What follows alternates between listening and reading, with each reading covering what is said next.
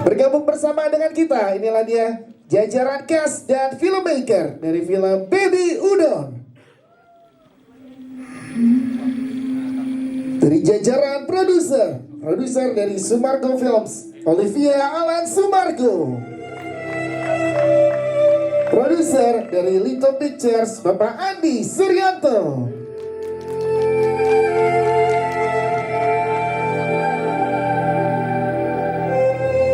Produser dari Little Pictures, Ibu Marcella Daryanani.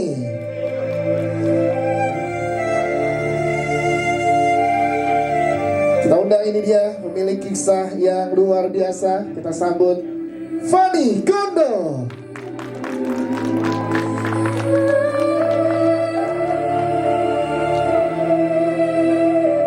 Selanjutnya kita undang penulis skenario Oka Aurora.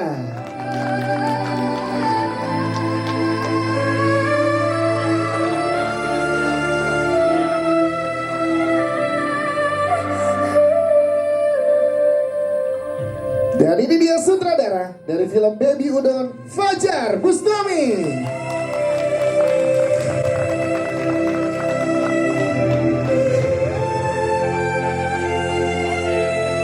Dan kita undang jajaran cast dari film Baby Udon. Ini dia, yang pertama ada Okazaki Desu sebagai Yumiko.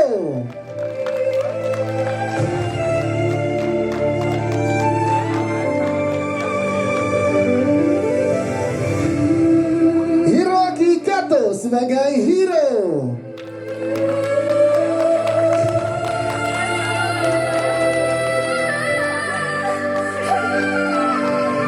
Royhan Hidayat sebagai Teddy.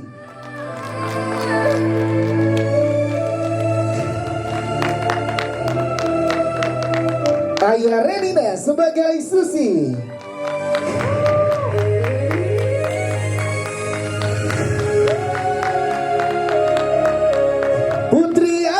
Sebagai Dokter Cynthia.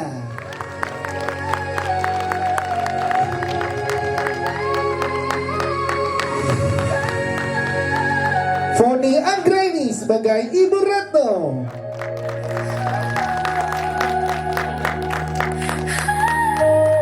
Selanjutnya kita sambut, ini dia Kathleen Helderman sebagai Fanny Kondo.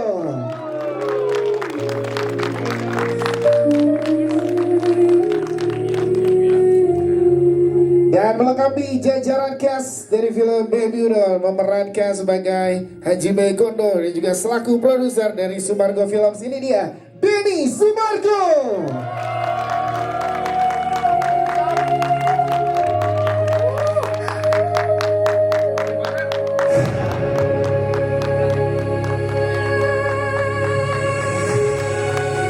Inilah dia jajaran cast dan filmmaker dari film Baby Udon.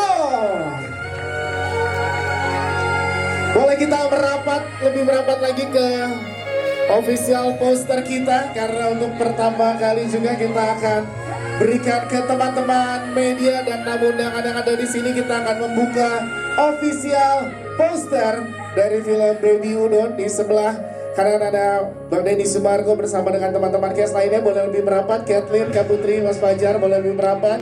Teman-teman filmmaker boleh lebih merapat. Baik, dan untuk teman-teman media dan tamu undangan, kita akan buka saat lagi. Ini dia, kita akan lihat. Baik, sudah siap? Silakan boleh lakukan bersama-sama. Dalam hitungan 3, kita buka. Inilah dia official poster dari film Baby Udon. 1, 2, 3. Yes, ini dia Baby Udon. 3 September 2026, persembahan dari Sumargo Films dan Little Pictures. Kita lihat di layar juga sangat luar biasa. Ini ada poster dan juga ini foto dari almarhum Hajime Kondo dan juga Fanny Kondo. Kita lihat di layar. Ini adalah poster dan ini adalah real foto. Jadi kita buat sedekat, dan ini berinding sekali kita hari ini. Terharu sekali dengan hadirnya di hari ini. Terima kasih sekali lagi teman-teman media, apresiasinya. Kita boleh foto bareng bersama dengan official poster. Boleh lebih merapat lagi. Silakan.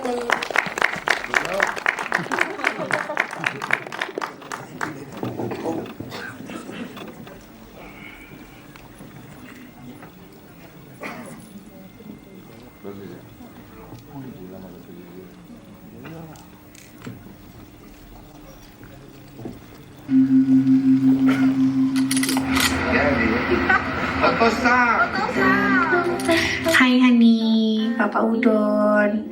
Hari ini aku sama Baby Udon datang nyamperin kamu. Hari ini juga spesial banget karena kita datang bareng Kodensu. Kamu tahu nggak Hani, Kodensu ini orang yang baik banget. Saya hari ini Baby datang sebagai produser, mewakilkan produser yang lain, ingin silaturahmi dan mendoakan, sekaligus ingin menginformasikan bahwa apa yang pernah menjadi mimpi dari seorang Hajime bersama dengan istri, sebentar lagi mimpi itu akan diwujudkan di bioskop. Dia adalah jawaban dari doa kita. Dia adalah orang yang mau bantu filmin kisah hidup kita supaya bisa jadi inspirasi buat banyak orang dan bisa jadi legacy buat Kaskas. Impian kamu akan jadi kenyataan, Hani, karena perjuangan kita akan dilihat oleh banyak orang. I'm so proud of you, Hani. I miss you so much and I love you so much. Thank you for marrying me. Ya, ini kenapa kok baru trailer udah menangis? Sedih ya, ini baru trailer ya, sangat luar biasa. Jadi terima kasih sekali lagi, apresiasi buat teman-teman media dan tamu undangan yang hadir di hari ini. Mungkin kita akan langsung ngobrol, ada mikrofon yang bisa didistribusikan, silahkan.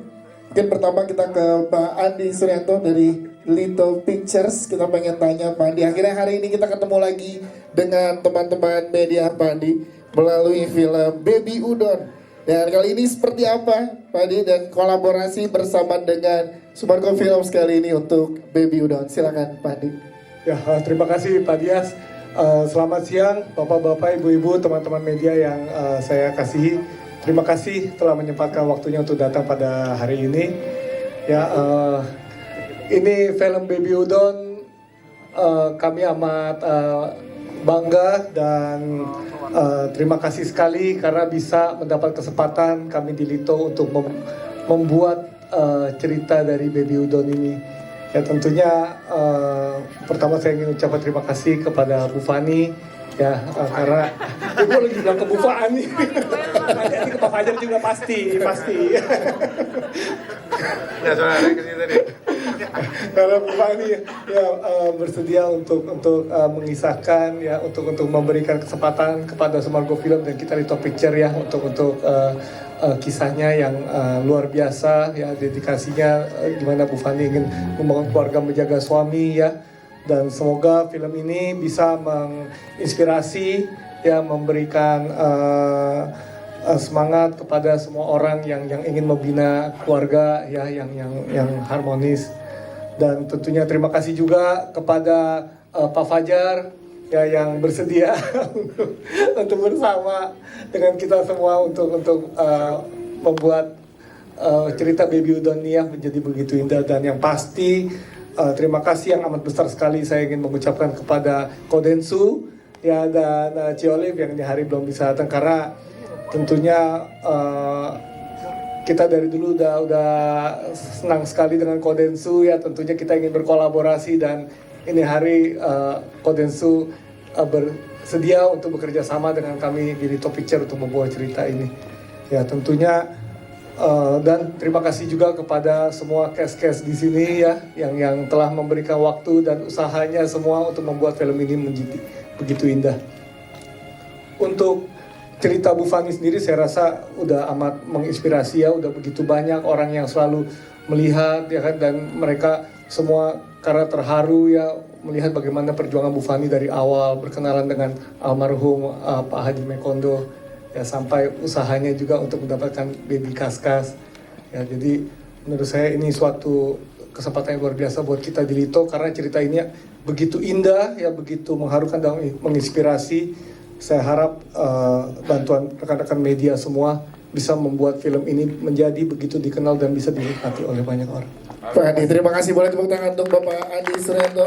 Kita ke Mbak Bella. Mbak Bella, menarik kali ini Little Pictures hadir dengan Baby Udo, di mana kita kenal Little Pictures selalu punya cerita yang sangat dekat dengan masyarakat. Dan kalau menurut Mbak Bella, boleh ceritakan ke teman-teman media yang ada di sini seberapa penting untuk film Baby Udo nanti sampai kisahnya dan juga pesannya ke penonton di Indonesia. Silakan. Halo, selamat siang teman-teman media semua. Nih, seberapa penting dari Little Pictures menurut Mbak Bella untuk kisah ini bisa sampai pesannya ke penonton kita?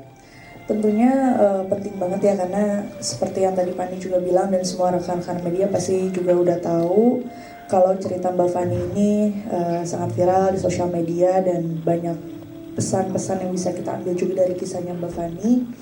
Sebenarnya itu jadi tantangan terbesar buat kita juga pas proses pembuatan, karena kisah hidupnya Mbak Fani sudah semengharukan itu dan semenginspiratif itu. Jangan sampai kita hilangkan esensi itu dalam film. Dan bersyukur banget bisa berpartner sama Mas Fajar, sama Ko Densu juga, sama Mbak Oka, yang bisa mewujudkan cerita ini segitu indahnya, dan dibantu juga sama teman-teman cast di sini yang aktingnya luar biasa. Jadi harapannya semoga film ini bisa menginspirasi banyak orang. Ya, situ dia. Tepuk tangan dong buat Mbak Bella. Terima kasih. Kita ke Bang Deddy Sumargo. Kali ini kita pengen tanya selaku produser dari Sumargo Films terlebih dahulu. Dari sebagai kacamata sebagai produser, kita pengen tahu Bang Densu, gimana boleh ceritakan mungkin awal mula kolaborasi ini bisa terjadi. Yes, itu dia. Kacamata harus di depan dulu. Boleh ceritakan dari kacamata produser dari Sumargo Films, bagaimana kolaborasi ini bisa terjadi dan kenapa Baby Udon yang dipilih untuk film debut dari Sumargo Films? Silakan. Terjebak mas, terjebak. Terjebaknya Jadi, gimana Bang Densu? awalnya itu saya kan podcast Fani. Terus pas podcast itu awalnya saya kurang tahu beliau tuh siapa. Yang saya tahu tuh viral. Viral beli kuburan setelah menikah. Viral bagi-bagi sedekah. Tapi bajunya seksi-seksi. Yang aku tahu awalnya begitu. Terus pas podcast itu dia cerita perjalanannya dia dengan kisah yang tadi itu juga. Kenapa dia beli kuburan? Lu bisa kerjasama kan? Iya. Kenapa dia beli kuburan dan kenapa dia sedekah. Nah, yang paling menarik perhatian saya adalah ketika dia bersedekah itu. Saya kaget, ternyata dia sedekah untuk merayu hati Allah supaya Allah tuh berikan kesembuhan untuk suaminya. Itu yang saya, jadi suamimu sakit. Jadi gue tuh taunya pas dia podcast suaminya sakit. Udah nih dia cerita. Terus dia cerita akhirnya dia ngerasa itu juga kurang mempan. Akhirnya dia berhijab lah gitu. Oh jadi dia gak berhijab? Gue bilang enggak, oke. Setelah itu kan kita nunggu kan, wah sembuh dong suami lu gitu kan. Setelah itu dia cerita, gue tungguin nih suaminya. Terus dia cerita pas sakratul mautnya dan lain-lain. Kita udah sedih nih ya kan, semoga sembuh gitu dalam hati gue. Terus meninggal bang, terus gue diem kan. Jadi suami lu baru meninggal nih? Iya baru kemarin, 3 bulanan ya kalau nggak salah, 5 bulanan gitu. Terus lu sekarang hamil? Iya. Yang hamilin siapa? Suamiku bang. Tunggu gimana ceritanya gitu loh. Ya. Jadi gitulah awalnya. So dalam podcast itu gue tiba-tiba ngomong. Intuisi gue ngomong. Bagus nih dijadiin film. Ternyata intuisi itu terjadi setelah podcast. Dia dihubungi banyak PH. Kenapa kita bisa tahu? Karena dia deket sama istri gue Ciolif. Yang jadi produser hari ini gak tahu diri, gak mau datang itu. Ciolif nonton live kita aja. Hah? Ciolif nonton live kita.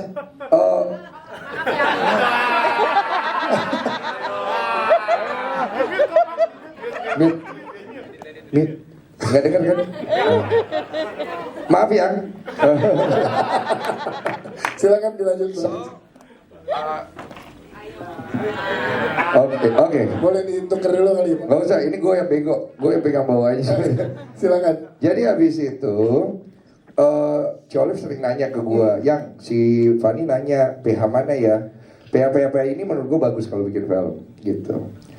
Saya pikir akhirnya udah deal ya biasa. Karena gini loh, di podcast gue itu bukan cuma satu cerita yang pernah jadi film. Banyak banget cerita pernah jadi film. Jadi gue udah tahu tuh kalau ditanya PHP ini dan mereka udah deal. Tiba-tiba Fanny-nya nggak deal. Terus datang ke gue, istri gue, yang Fanny tuh sebenarnya pengennya film ini kalau dibeli uangnya dia mau pakai beli masjid, bikin masjid untuk amal Zaria. Bukan beli ya, bikin.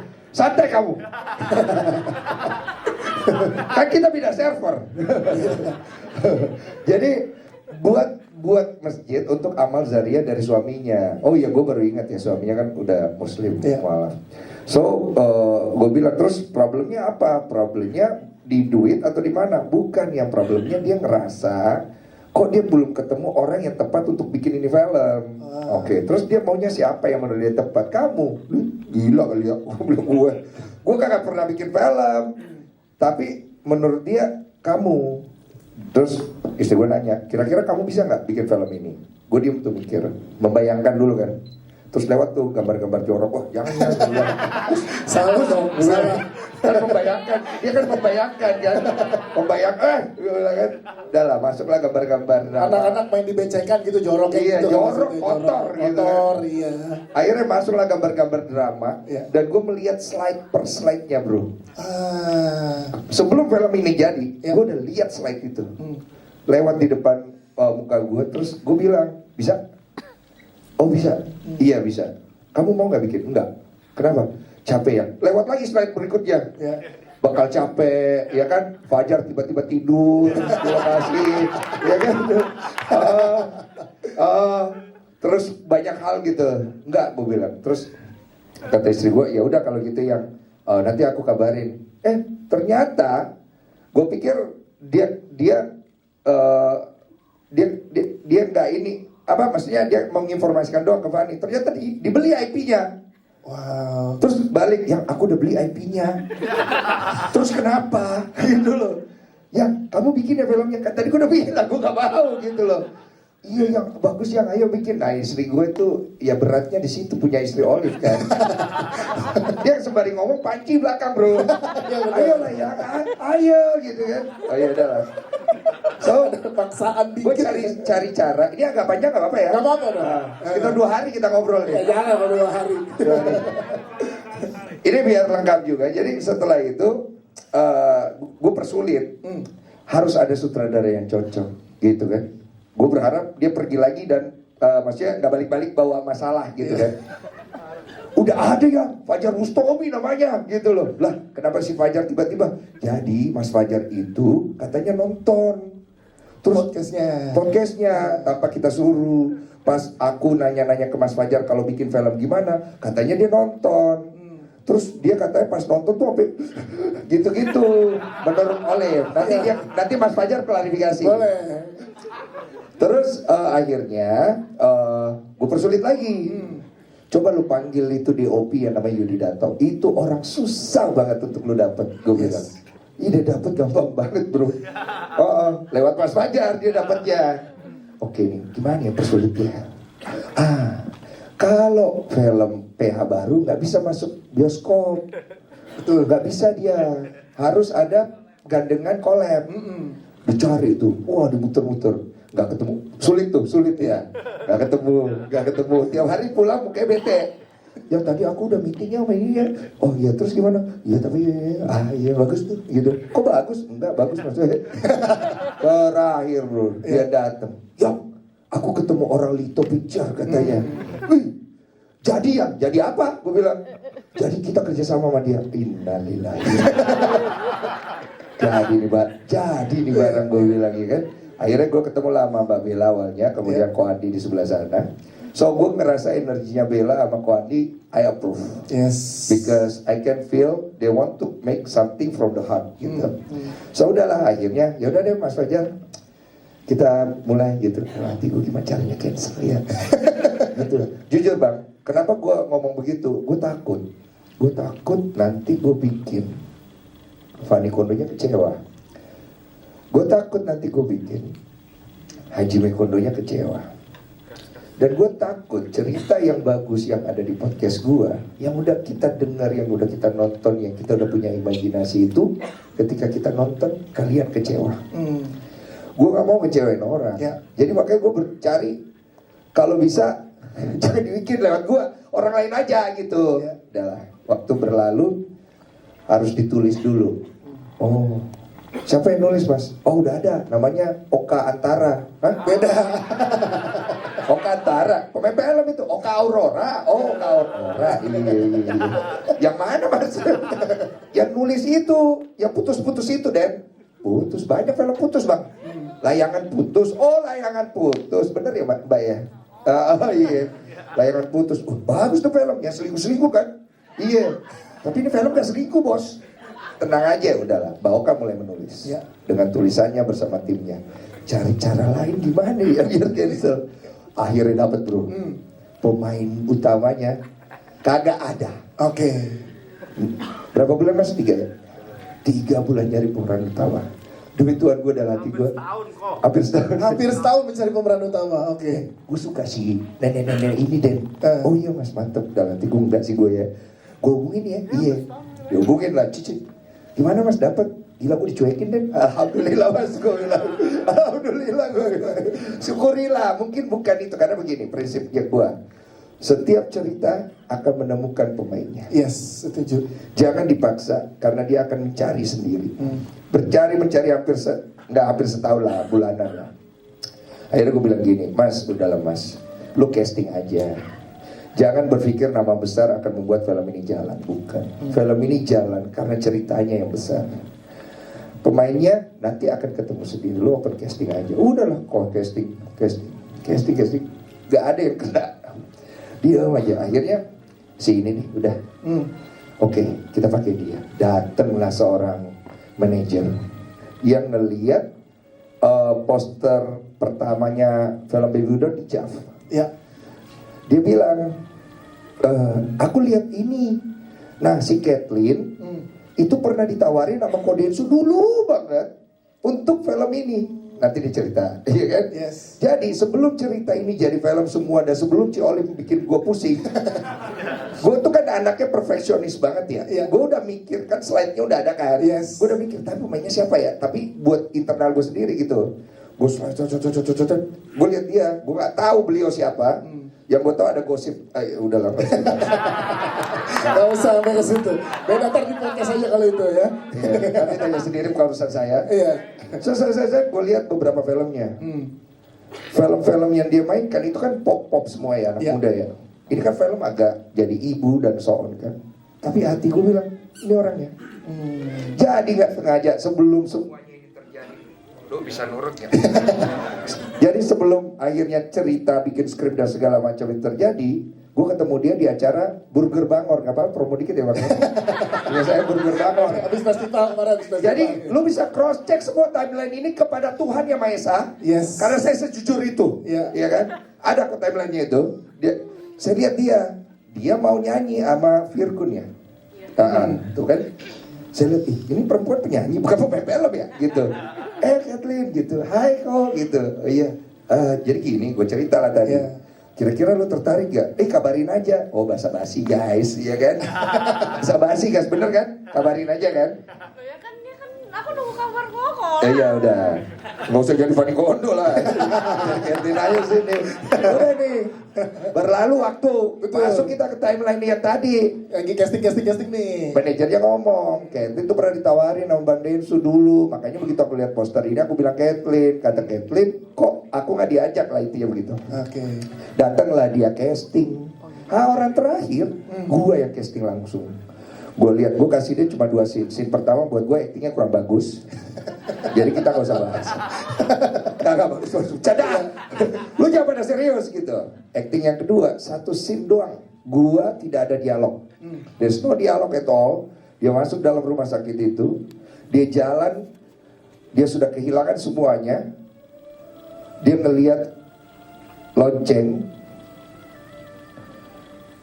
Tiba-tiba ada informasi. Fanny, you're pregnant.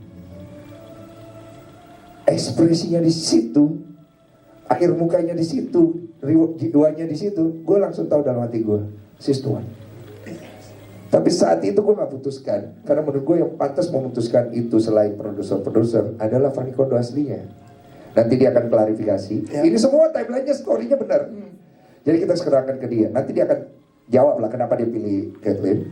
So akhirnya kita punya pemain utamanya. Tepuk tangan untuk proses ini. Dan saya mau klarifikasi sedikit. Sebenarnya saya tidak mau mengambil porsi teman-teman aktor lain untuk menjadi Hajime Kondo, demi Allah. Tapi keuangan saya baik-baik saja, ya Allah. Saya udah pernah jadi aktor terbaik, terima kasih. Pujian dikit boleh? Yes. Jujur saya tuh udah gak pengen main film. Jadi saya pengen fokus ke hal lain. Karena menurut saya mungkin pun kalau saya main film, sedikit lah film yang akan saya mainkan. Semuanya nih orang ini ya, lu pelaku. Dia nggak yakin. Dia nggak yakin. Nanti tanya orangnya. Ya, di awal ya. Koko aja. Tan, gue tawarin dulu si Ono, ya kan? Gue WA nih Ono nih, si Ono nih aktor ini nih. Kalau lu nonton Ono, ya. Lu ingat waktu itu gue WA lo, ya? Tapi direspon. Iya. Ternyata waktu nggak bisa. Gue WA lah si ini, ya kan? Nggak dibalas bro. Lu ingat si ini lu nggak balas ya? Udah begitu susahnya karena looknya itu paling nggak ada Asian look ya. Yes. And then ya pasti susah lah, dia harus berbahasa Jepang and so on gitu. Akhirnya udah, kalau Koko nggak sign, ditodong gua, wow, nggak sign, kita semua cancel. Jadi produksi ini semua berhenti. Lihat muka-muka orang-orang kru ini kok. Wow. Ya kalau besok mereka makannya apa anak-anaknya, Yes. lu korbanin itu semua. Dengan di pojok ada Ciolif pegang panci tuh. Tangan gue udah begini. Lihat kok. Mau lebaran kok. Anaknya gak sekolah. Dengan kondisi kayak sekarang. Gue tangan gue gini.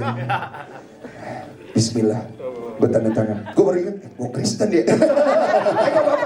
Gak apa-apa. Karena artinya sama. Sama, Gue betul. tanda tangan. Set, udah jadi. Udahlah. Disitulah awalnya ya. Wah, Panjang ya. tepuk tangan dong teman-teman. Iya memang jodoh emang udah semestanya mendukungnya seperti ini kolaborasi yang terjadinya gitu ya. Terima kasih Kodensu. Nanti kita kembali lagi untuk karakternya, tapi kita ke sutradara kita ada Mas Fajar Bustomi. Tepuk tangan buat Mas Fajar. Mas Fajar, gimana saat dipercaya untuk menjadi sutradara di film ini? Mas Fajar, silakan. Boleh ceritakan. Oke, Assalamualaikum warahmatullahi wabarakatuh. Terima kasih teman-teman wartawan yang sudah hadir dan para undangan. Yang pasti seneng banget ya. Jadi waktu itu nonton podcastnya bener tuh kata Koko bener nangis gitu. Masa laki nangis gitu ya. Tapi kan namanya sutradara suka dramatisir gitu kan. Oke, ini bahan yang bagus nih. Dari satu podcastnya itu menurut gua podcastnya Curhat Bang yang paling naratifnya tuh kayak film banget tuh berceritanya tuh. Makanya dia berulang-ulang tuh di podcast ini. Kayak cerita film. Emang bener, kalau gua nonton tuh, ini cerita film banget nih ya. Cinderella story, cewek capek miskin, pengen ketemu cowok kaya gitu. Oh, oke, ini menarik gitu kan. Tapi ujian gak ada habisnya. Wah, ini kalau dijadiin cerita film kayaknya dramatisnya lumayan nih, oke nih gitu lah. Bisa lah bikin orang bahagia, jatuh cintanya, terus lucu, terus ya sedih gitu. Tapi yang paling menarik kan di sini happy ending tapi yang nggak biasa. Ya. Orang biasanya kalau bikin kisah cinta selalu happy ending yang standar lah ya. Jadian terus bahagia bareng. Tapi ini cerita yang dituliskan Tuhan buat Fanny itu keren banget. Di situ saya lihat sosok wanita kuat. Oh keren nih kalau kita bikin film buat para cewek, gue punya anak cewek, gue punya istri cewek juga gitu kan, punya ibu cewek gitu ya nontonnya. Karena emang ini perjuangan hidup seorang wanita gitu. Dan gue sebagai laki-laki, wah tersentuh juga dijadiin film, jadi ada tantangan ya. Tantangannya itu yang tadi Koko bilang tuh banyak banget gitu. Tapi pada saat ngobrol itu kan approach, sebenarnya gue kok yang komporin Ci Olive. Oh, terbuka sekarang. Dia yang komporin Ci Olive. Marah. Jangan marah. Berarti plot twist ya? Ya karena kan cerita baik ya, pesennya baik, niatnya juga baik, ya kan kita support lah. Yang baik-baik kok kita support, bener nggak? Ya, dia ngomong Bang Yudi, kebetulan ngomong Bang Yudi lagi sama Lito juga ya kan. Oh saya ketemu, ini orang-orang baik semua nih. Oh jadi nih kayaknya gitu kan. Alhamdulillah jadi lebaran gitu kan. Gayung bersambut jadi semuanya ya. Ya kan selain berkarya kita kan juga ada faktor dapur juga yang harus di inilah. Tapi yang paling penting bukan hanya dapurnya ngebul aja, tapi film ini bisa jadi sesuatu untuk masyarakat Indonesia gitu. Ya kan paling penting itu, bener nggak? Nah tinggal cari bagaimana film ini menarik gitu. Ngobrol sama Densu kan gue udah banyak banget ngobrol, dia ngebahas film apa segala. Orangnya perfeksionis, orangnya bagus. Wah alhamdulillah nih aman nih punya partner produser yang sefrekuensi gitu kan. Cuman ya dia selalu mempersulit terus aja itu, cari pemain nggak mau Soalnya gak mempersulit, dia kasih tantangan untuk dapat yang terbaik gitu. Cuman emang film tuh jodoh-jodohan gitu.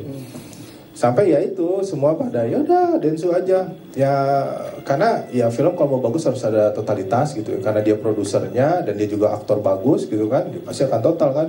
Kapan lagi botakin Densu ya kan? Dan akhirnya jadi poinnya itu ya, jangan mau ngerjain. Enggak, dia tepat untuk jadi Hajime. Yes. Sangat tepat sekali. Dan gak percaya kalau belum nonton.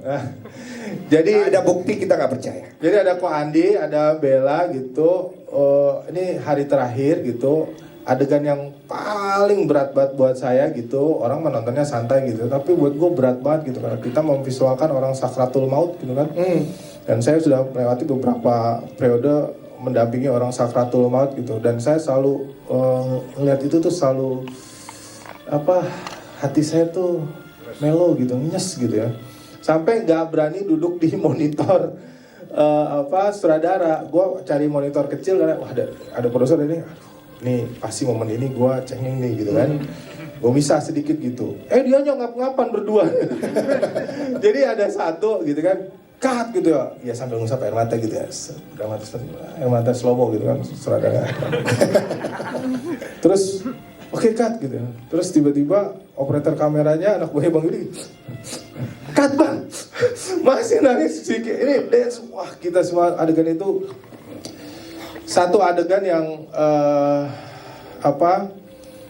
paling berat, tapi itu impian semua orang muslim.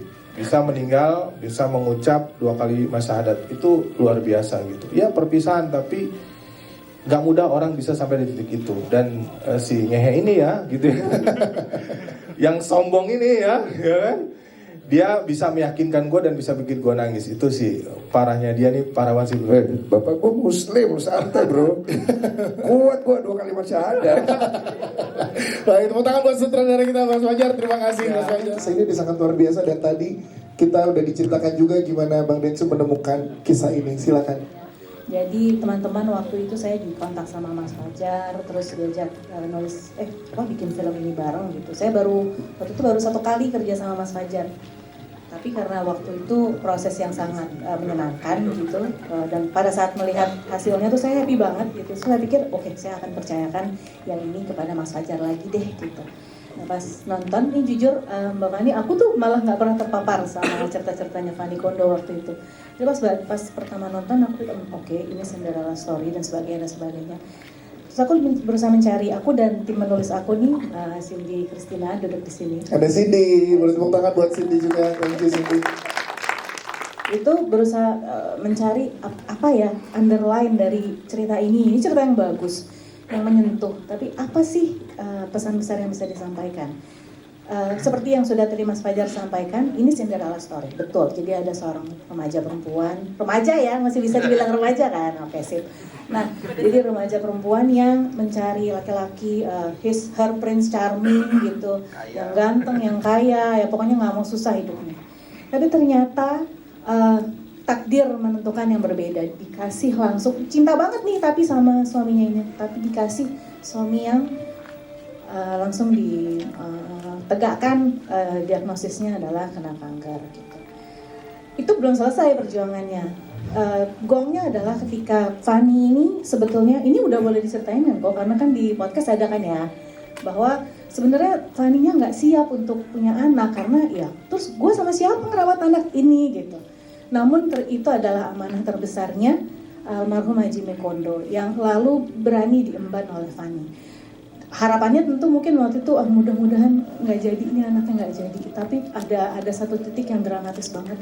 Pokoknya intinya adalah akhirnya lahirlah Kazuki San Kaskas gitu ya. Jadi teman-teman yang ingin disampaikan oleh cerita ini adalah ini bukan cerita biasa, ini romantis banget ceritanya. Menyentuh banget dan it's not just another Cinderella story. Gitu. Wah, tepuk tangan buat Boka, terima kasih. Ada Kaskas juga hari ini datang. Hai Kaskas. Ya semua kamera kan dia bingung dia kan. Kaskas. Iya. Oke, nggak apa-apa. Kaskas di situ aja boleh. Oke. Mau ke depan? Oke, lo mau ke depan, Kaskas. Boleh, Bang Fanny boleh digendong ya. Oke, ini dia. Nggak mirip saya ya. Santai dong ketawanya. Nah, ini dia Kaskas sudah bergabung bersama. Saya mungkin diam sekali ketawa marah. Baik, ini dia, tepuk tangan dong teman-teman. Kaskas sudah hadir juga bersama dengan kita. Baik, kita sudah ngobrol sama filmmaker, tapi sebelum ke media, nanti kita ke media dulu. Kita ke Kak Fanny. Kak Fanny ini menarik sekali akhirnya dari kisah yang diceritakan dari Kak Fanny ke Bang Densu, ke Kodensu. Akhirnya hari ini hadir dan 3 September mendatang benar terjadi nih. Apa yang diinginkan dan dicita-citakan. Gimana rasanya sampai dari titik ini bersama dengan Sumargo Films dan Lito Pictures? Silakan. Bismillahirrahmanirrahim. Jujur saya merasa wah, keajaiban tahajud tuh ternyata jawabannya itu lama ya. Saya tuh mendoakan hal ini terjadi tuh dari suami saya Dewan wafat sampai bertemu dengan Densu. Saya hamil 5 bulan. Setiap malam saya setelah membaca Yasin buat almarhum, selain mendoakan ya Allah mudahkan lahiran saya normal, saya nggak apa-apa lahiran nggak ada suami, tapi mudahkanlah prosesnya dengan lancar. Dan saya nggak mau suami saya dikenang hanya menjadi abu. Suami saya ingin dikenang sebagai Papa Udon. Gimana ya caranya? Lalu setelah saya mengumumkan kehamilan saya, tidak lama podcast pertama yang mengundang saya adalah Curhat Bang. Di situ saya langsung datang. Saya disambut hangat sama Ci Olive. Itu sambutan pertama saya, disambut hangat dalam saya keadaan mengandung. Saya dikasih rezeki yang luar biasa. Padahal saat itu saya mengandung, saya khawatir ya rezeki anak ini gimana gitu. Gak ada suami, saya janda gitu. Setelah saya cerita ke Densu, alhamdulillah kok Densu nangis di podcast itu. Dan katanya Bang Fajar, Densu adalah orang yang sulit menangis. Dan dia bilang di podcast itu, Densu tuh bilang, ini bagus ya kalau dibuat film. Ternyata dia Hajime-nya. Wah. Aduh. Dan ini Bang Densu sengaja pakai kacamata berkaca-kaca nih. Bang Densu lagi. Bener tuh. Iya ya. Gue pas podcast dia kan, terus begitu gue bikin iya, Jadi pas gue podcast dia kan gak ada apa-apa di bayangan gue ya, ngerti kan maksudnya? Paling kan gue cuma AdSense, cuan gitu kan. Air mata udah jatuh gitu cuan. Tiba-tiba skip the timeline-nya gue bikin, terus gue mikir, dah kenapa jadi gue yang main? Kan gue yang podcast waktu itu ya. Kan gak cocok Densu gitu kan. Jadi gue bisa ngerti banget ketika akhirnya promo ini keluar, ada banyak komentar-komentar nakal itu ya. Gak cocok, kok Densu jadi Papa Udon, ntar gue ngakak gitu. Coba lu ngakak di bioskop tuh berani ya? Gue tangkep bibir lu ya. Tapi jangankan mereka, saya aja istrinya merasa, loh kok Densu gitu kan. dari mana ini cocoknya gitu. Ini lucu banget. Tapi dari day one Mas Fajar tuh selalu bilang yang mainin Hajime ini harus Densu, gak bisa yang lain Van, harus Densu karena dia yang menjiwai film ini. Dan aku tuh nggak tahu kenapa ya pada saat mau proses pembuatan skrip pasti kan ada yang di-adjust ya, dan mostly tanpa saya banyak bercerita Densu sudah bisa menebak-nebak dan mengerti plot arus karakter saya gimana, suami saya gimana. Dan saya berusaha, loh kok nggak usah effort banget ya kalau membuat film ini gitu. Dan FYI saya tuh di-approach banyak banget PH gede-gede, tapi saya merasa mereka ini apa ya, hanya membuat kisah cinta saya itu sekedar film-film viral biasa aja. Setelah udah tayang ya udah bye-bye gitu. Saya tuh berdoa sama Allah, ya Allah, saya di-approach sekian banyak PH, tunjukkanlah mana yang patut saya pilih. Dan jawabannya ada di Densu. Densu ini adalah jawaban sepertiga malam saya, teman-teman. Tepuk tangan dong. Meskipun beda server ya Mas. Ya Mas ya. Iya Mas ya. Dan kalau orang mikir Densu nggak cocok, awalnya saya setuju dengan kalian, tapi ketika saya mendampingi proses pembuatan film, saya takut jatuh cinta sama Densu. Wow, terima kasih. Iya, saya tahu sekarang Ci Olive bukan nggak mau datang, tapi dilarang datang sama Ko Densu. Dilarang ini kok. Iya nggak, dilarang sama lu, gue tahu. Karena ketika kamera itu nyala dan Hajime sudah berperan di situ, saya melihat jiwa suami saya itu ada di Densu. Yes. Dan sakit yang Densu rasakan tuh saya bisa merasa ini sakit yang saya rasakan dulu sebagai seorang istri melihat suaminya kanker. Dan ketika dia botak, sakaratul maut, kita semua menangis. Dan saya tuh sebenarnya udah 2 tahun ya, suami saya mau sudah wafat tuh, saya merasa aduh kok kayaknya nggak bisa nangis lagi, kayaknya sudah acceptance ya. Tapi beberapa minggu lalu saya dubbing film ini, didirect sama Ko Densu. Di situ tangisan saya pecah sampai Ko Densu memeluk saya, karena saya melihat diri saya sendiri dalam versi film yang diperankan oleh Kathleen sangat-sangat pedih dan menyakitkan. Tapi luar biasanya Tuhan mampukan saya sampai hari ini bersama Kash. Dan melalui kalian semua, semoga Kash mau ngomong apa? Dan semoga melalui kalian semua film ini bisa menyentuh hati banyak orang ya. Yeay. Terima kasih Om Fani. Kan Kash tadi gini ya. Ya, oi. Berapa juta Kash? Berapa juta penonton ini Kash? Berapa juta Kash? 10 katakan. 10. Amin. Doa anak yatim ya Mas. Nah, kalau kayak gitu kita harus amin nih semua. Amin. Terima kasih, tepuk tangan sekali lagi buat Om Fani. Om Fani, terima kasih. Nanti kita ke pemain lain ya. Kita akan ke teman-teman media dulu. Silakan, boleh dibantu oleh teman-teman dari Good Work. Ada yang mau bertanya kepada jajaran filmmaker? Silakan. Pojok sebelah kanan. Ya, silakan, boleh berdiri Kak. Yes, nama, media, dan pertanyaannya. Perkenalkan, saya Fatia dari rri.co.id. Mau bertanya ke Bu Marcella dan Pak Andi selaku produser dari Lito. Ketika Ci Olive dan Bang Densu membawa cerita ini ke kalian, apa yang tanggapan dari Lito dan apa yang membuat Lito memutuskan untuk melanjutkan kolaborasi ini?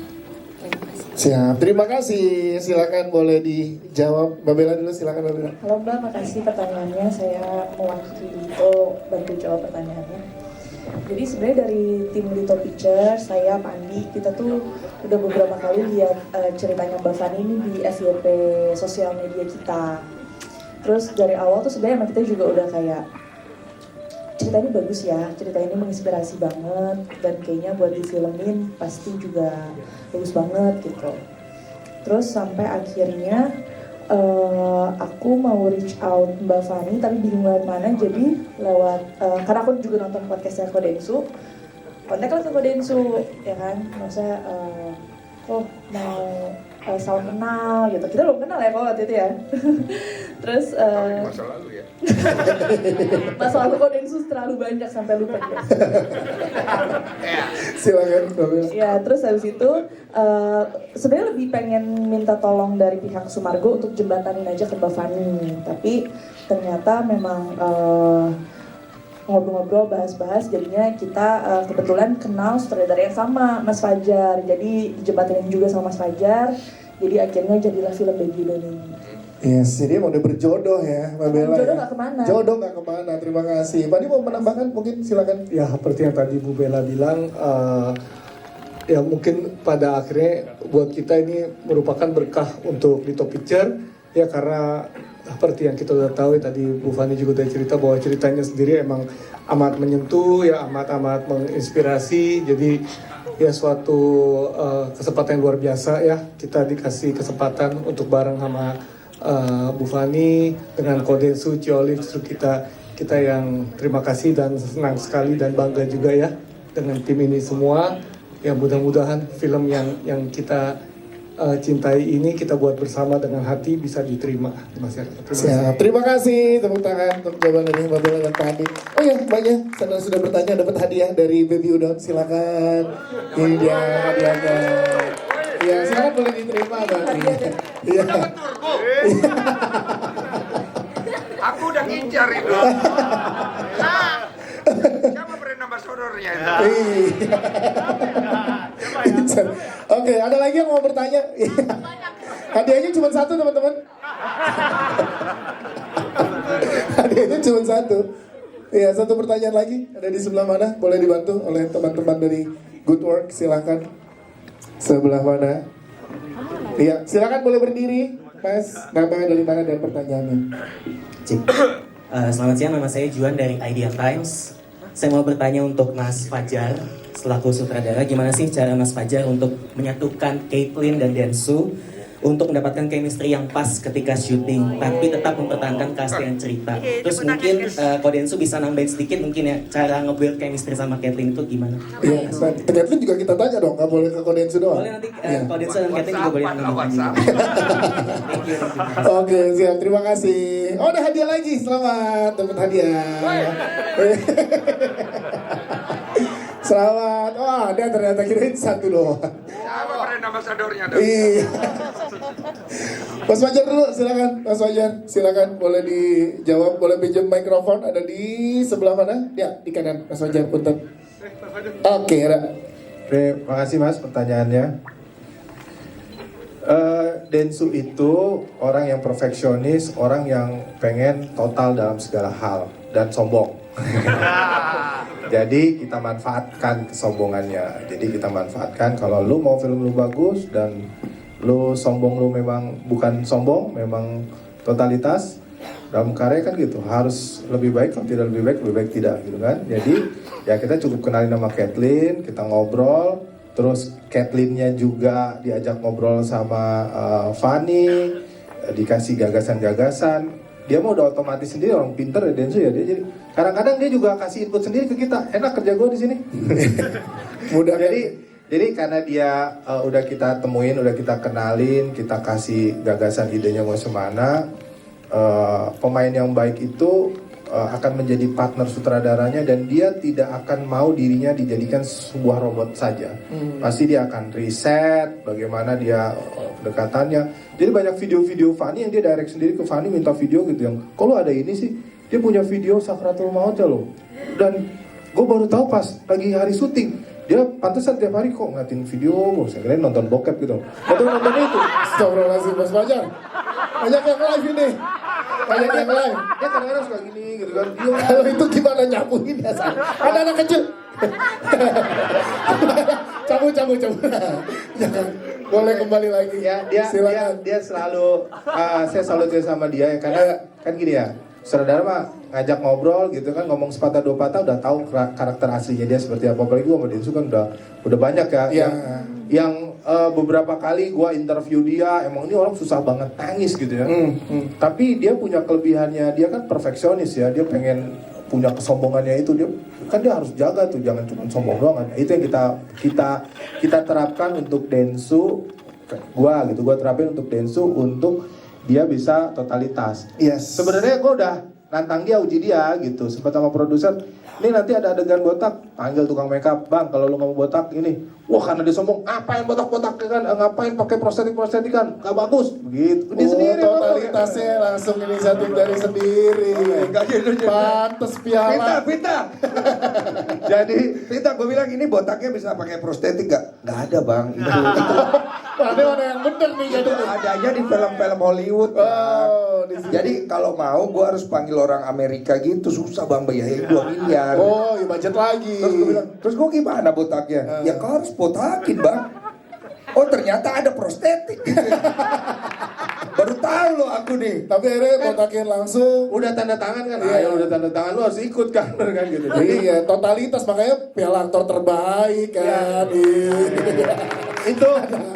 Itu sampai momen itu jangan kita sia-siakan kan. Yes. Ternyata dia seumur hidup gak pernah botak palanya bang. Oh, ini pertama kali untuk kali pengajaran Yang botak yang lain biasanya. Kalau kepala enggak botak aku. skor lawan. Jadi padahal nih ya secara teknis itu ruangan sempit sekali karena dalam toilet gitu ya.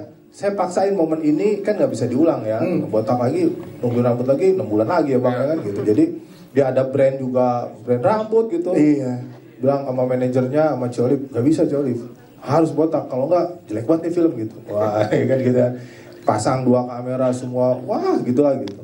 Nah, gue bang hadiahin dia tuh malam-malam tuh waktu itu. Dia botak, gue hadiahin gue botak juga. Keren, bersamaan. Barengan waktu itu. Dia doang nggak mau nih diajakin botak nggak mau. Ngapain? Apa hubungannya Kathleen kan enggak panjang rambutnya. Bang Fajar terima kasih. Thank you ya.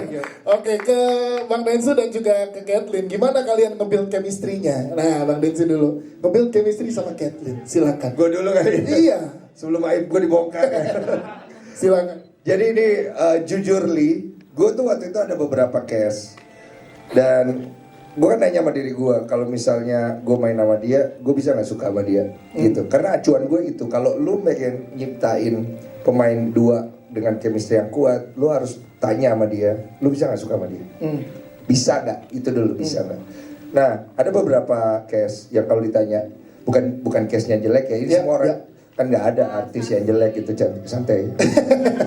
Nanti kita bicarakan di sini. Jadi gue gini terus begitu Kathleen kepilih, kan mereka sebenarnya kan pada nodong gue gitu. Sebenarnya sih gue nanya sama diri gue sebelum itu, kira-kira kalau main sama Kathleen, kira-kira lu bisa suka nggak sama Kathleen? Bisa. Oke. Gue bilang, sayang gue udah menikah Kathleen.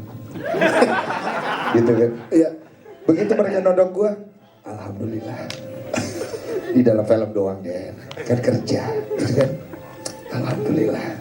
Sebenarnya gue seneng tanda tangan itu ya. Udahlah, akhirnya pas proses development act-nya, selain bersama dengan teman-teman aktor yang lain ini, aku tuh turun bantuin ngarahin lah bersama dengan coach acting coach-nya dan sama Bang Norman ya namanya. Nah, Kathleen tuh juga Kathleen paling awal sebelum yang lain nongol. Ya. Tiap hari sama aku gitu. Tiap hari sama aku. Gue lama-lama nih bisa suka nih gue sama perempuan satu ini ya. Densu ya kan. Udahlah deh, doanya terlalu. Tapi dari situ gue bilang Hajime akan hidup. Dan Fanny Kondo akan jatuh cinta sama Hajime Kondo. Itu yang dihidupkan. Boleh tepuk tangan dong. Justru rasa itu jadi energi untuk karakter Hajime yang diperankan. Thank you Bang Densu. Kita ke Kathleen. Tepuk tangan dulu untuk Kathleen. Kathleen sekaligus juga menanyakan terakhir untuk kamu chemistry dan juga gimana rasanya memerankan karakter Fanny Kondo. Silakan. kayak di ini ya, suara desahan aja ya. Berat banget sejujurnya, berat banget gitu. Awalnya aku jawab pertanyaan dari Kak siapa tadi namanya? Kak Juan dulu aja. Iya, silakan. Aku sering banget ngobrol sama Ko Densu gitu. Maksudnya yang waktu di acara itu kayak cuman baru pertama kali ketemu ngobrol, langsung ngomong kayak gue ada film buat lo gitu. Ya udah kawin aja sama kayak tadi gitu kan. Akhirnya disuruh casting, aku datang. Sebenarnya aku nggak berharap kayak gue dapet nih gitu. Karena for me balik lagi cerita itu akan menemukan karakternya sendiri. Iya. Jadi aku yang kayak selalu setiap aku casting, setiap aku tes screen test apa segala macam, aku cuma doa yang terbaik aja. Kalau misalkan emang gak dapet, ya berarti bukan rezeki aku, bukan untuk aku. Tiba-tiba dipilih lah gitu. Oh alhamdulillah gitu. Oh piye iki. Bahasa Jawa juga, maksudnya logat-logat Kak Fani kan logat Jawa kan, dengan aku seperti ini. Belak-belakannya sih katanya sama ya, katanya mirip gitu. Cuman berat banget aja, aku tahu ceritanya. Gimana caranya aku bisa membangun cinta Fani Kondo sama Hajime Kondo itu bisa aku bawa ke di film ini, bisa aku sama Kodensu sampaikan gitu. Hal yang pertama aku tanya Kak Fani saat itu waktu pertama kali ketemu sama Kak Fani, Kak, apa yang paling pengen kamu sampaikan di film ini? Apa yang kamu pengen orang-orang tuh rasain? Jawaban Kak Fani aku tulis semua. Yang paling aku ingat adalah segimana Fani sama Hajime itu cinta sama satu sama lain. Dia bukan cuma pengen, dia pengen banget itu yang terlihat. Dan aku berusaha keras untuk bisa menyampaikan apa yang Kak Fani mau. Jadi setelah aku berusaha untuk belajar jadi Kak Fani, aku perhatikan gesturnya, dia centil, katanya kalau ngeliat aku kayak lobster Cimahi badannya cenah. Itu. Terus akhirnya setelah berproses bersama Kodensu, bagaimana Kathleen? Ngobrol, kita curhat, hampir setiap hari itu kita ngobrol, kita tiap hari. Gue bosan aja ketemu lu kok, sumpah dah. Bercanda. Baru gue seneng tadi. Nggak, hampir ketemu setiap hari.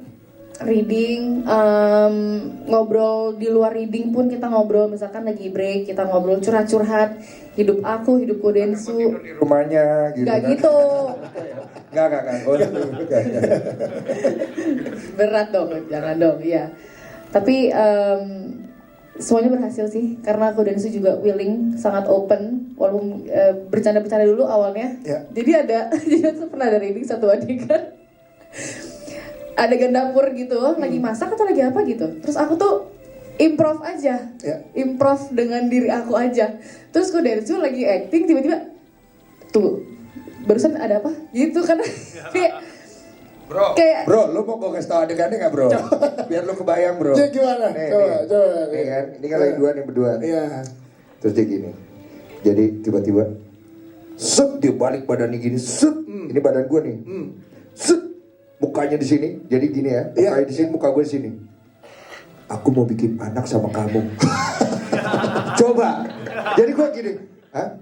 Gimana tadi adegannya? Ngerti dong? Laki ngerti dong? Depan muka lu bro.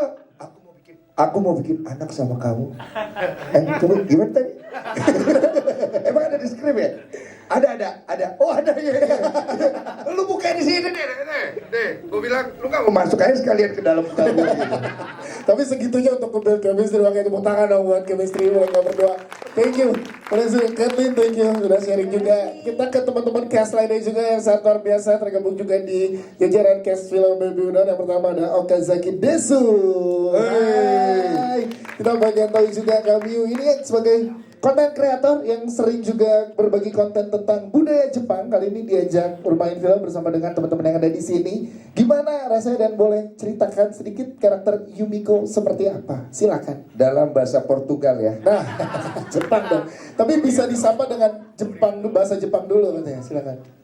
はい、皆さんこんにちは。日本から来ました岡崎美優と申します。よろしくお願いいたします。ありがとうございます。頑張ってください。 Yang ngerti Hiro dong. Salah. Apa tuh? Kimochi. Salah. Lu dari 2 kali pelanggaran offside lu.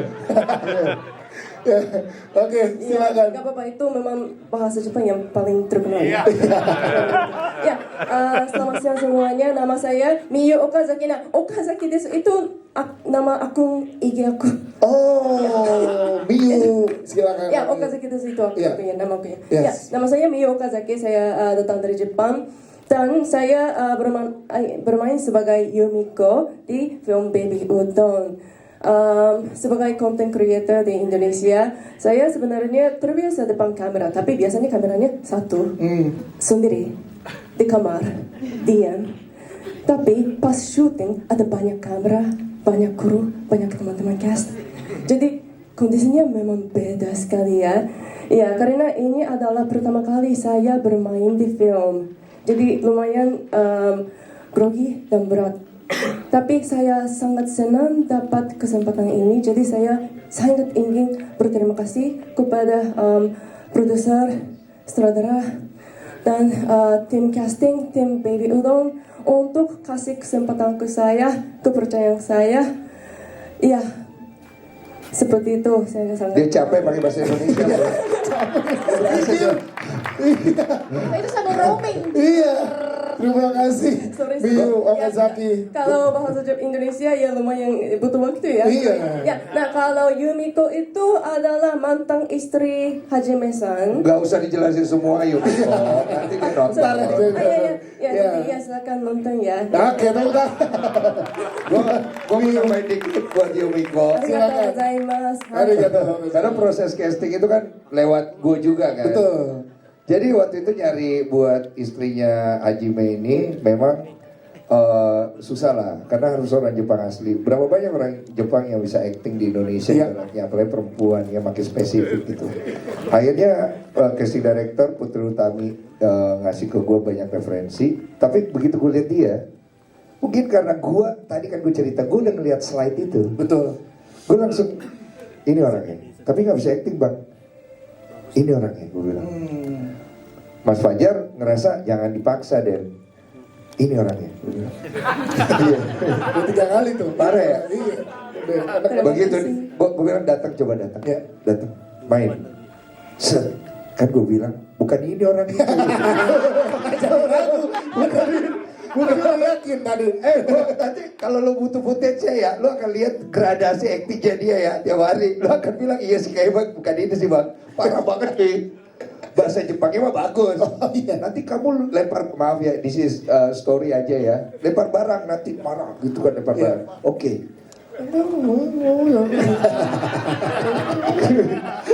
Gak slow mo. Betul. Iya kan, udahlah. Tapi one thing that I believe, pas gue lihat dia, gue tahu kenapa gue bilang dia orangnya. Karena dia bener-bener pengen ada di film ini. Gue bilang sama dia hari pertama, you mau nggak? Ini mungkin di luar schedule. You come every day, ibaratnya.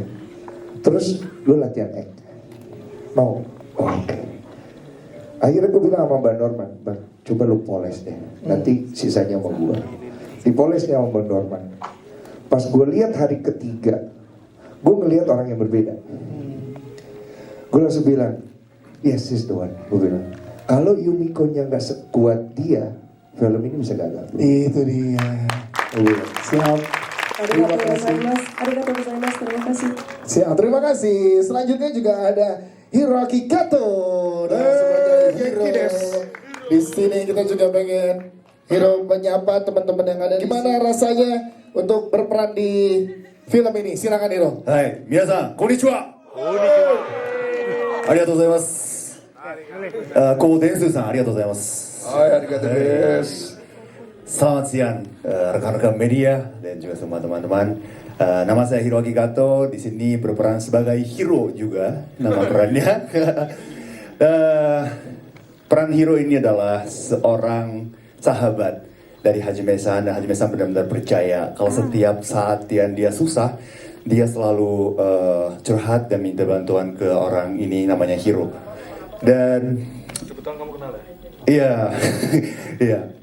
Dan untuk dunia nyata juga ini, saya sahabatnya Hajime-san juga ini sungguhnya, karena saya 2014 saya pindah dari Tokyo ke Jakarta untuk lanjutin karir entertainment. Nah waktu itu Hajime-san juga sangat berjuang untuk buka restoran udon di sini. Dan impian saya adalah pengen hidup dari entertainment, nyanyi dan juga acting. Dan impian Hajime-san adalah mau buka 100 gerai di Indonesia dan mau menyebarkan udon dan cinta lewat makanan khas dari Jepang.